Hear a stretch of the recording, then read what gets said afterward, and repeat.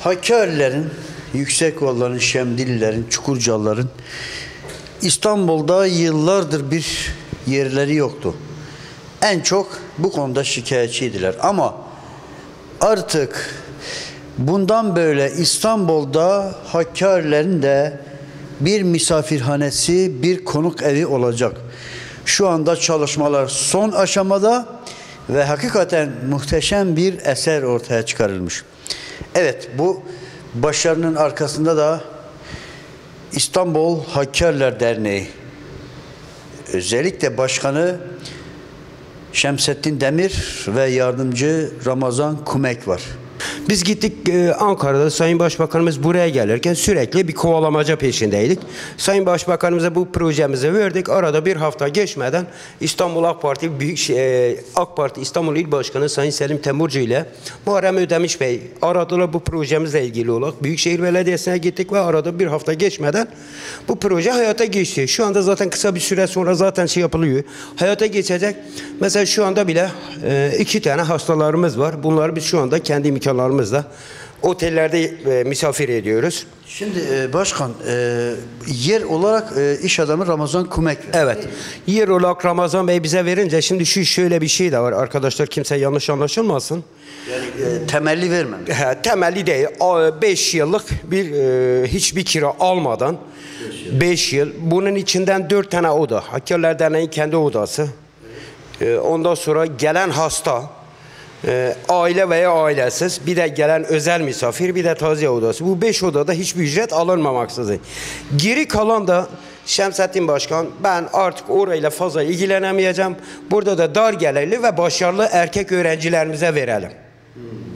Yani durum bundan ibarettir. Peki yani bunun tamiratını, bu odaları kim böyle güzel döşedi, döşedi bu hale getirdi? Şimdi bu odalarda yani tabii ki tamir inşaatı tamamıyla burada 4-5 tane şirket ayrı ayrı. Türkiye Belediye'de sürekli devamlı yapı denetim geliyor, ondan sonra elektrik mühendisleri geliyor, inşaat mühendisleri geliyor. Sürekli yani 3 ay içerisinde sürekli arkadaşlar gelip gidiyor yani. Belediye tabii ki ara bölmelerinden tut her şeyine kadar. Ben zaten başkanımız da kendisi dedi ki başkanım biz kendimiz takip edemeyiz. Siz sürekli takip edersiniz. Burada eksikler var, ne var ne yok. Yutongundan tut, betonundan tut. Her şeyine kadar ben 3 ay boyunca gece gündüz çalıştım. Evet sevgili seyirciler, şimdi gerçekten iş adamı Ramazan Kumek yerini vermiş. 5 yıl boyunca hiçbir şey yapılmayacak. Tabii bunun inşaatını İstanbul Belediyesi üstlendiği 500'ün üstünde 500.000 TL bir masraf yapmış bugüne kadar. Şimdi bundan sonrası önemli. Bir an önce açılması lazım ki az kaldı. Odalar da 9 tanesi döşeniyor. Söz verilmiş. Bundan sonra sizlere çok iş düşüyor. Hayırsever vatandaşlarımıza, insanımıza. 7 odamız kalmış, 8 odamız. Sizlerden haber bekliyor İstanbul Hakkariler Derneği Başkanı. Bir an önce artık bu misafir evinin de açılması lazım. Zaten tahminen ne zaman açılır? Ya tahminen 15-20 gün içerisinde, çünkü Büyükşehir Belediyesi onları da biliyorsun kongre seçimlerinden dolayı. Evet.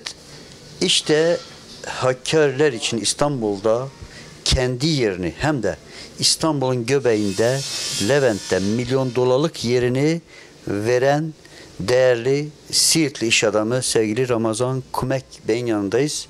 Öncelikle tebrik ediyoruz. Teşekkür ederim. Hoş geldiniz siz de. Teşekkür ederim.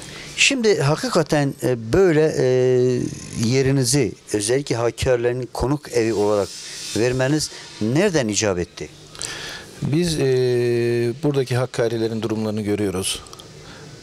Gelip kayıt yapamayan öğrencileri, hastaların kalamadığı zamanlar, hastane bahçelerinde kaldığı günleri biz yardım etmeye çalışıyoruz ama ne kadar yardım edebileceğiz? O konuda ne yapabiliriz diye Şemsettin Bey ile görüştük. Benim bir yerim olduğunu söyledim. Buyurun gelin bakalım. En azından 3 yıl olur, 5 yıl olur. Kentsel dönüşüme girene kadar burayı bu şekilde değerlendirelim dedim. Ve bir adım attık ve yavaş yavaş bu hale kadar getirdik. Peki hakikaten yani böyle yani bir beklentiniz var mı Hakkari Derneği'nde ya da Hakkarilerden? Normalde yerinizi satsanız milyon dolar eder.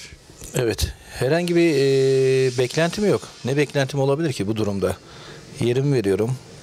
Para almıyorum. İnsanlara yardımcı olabilmek için. İlk baştan biz babamızdan yardımlaşmayı öğrendik. Biz de İstanbul'da büyüdük, çabalıyoruz.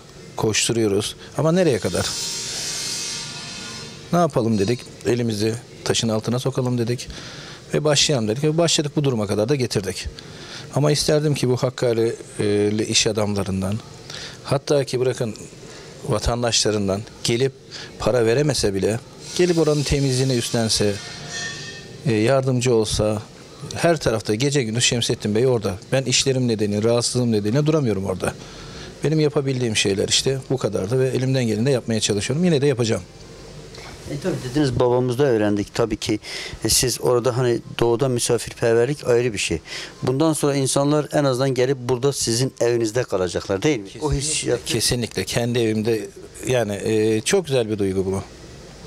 Yani bir insanın kalacak yeri olmayıp da orada kaldığı zaman bir Allah razı olsun demesi bile yeterli diye düşünüyorum. Beklentiniz? Herhangi bir dua, bol bol dua.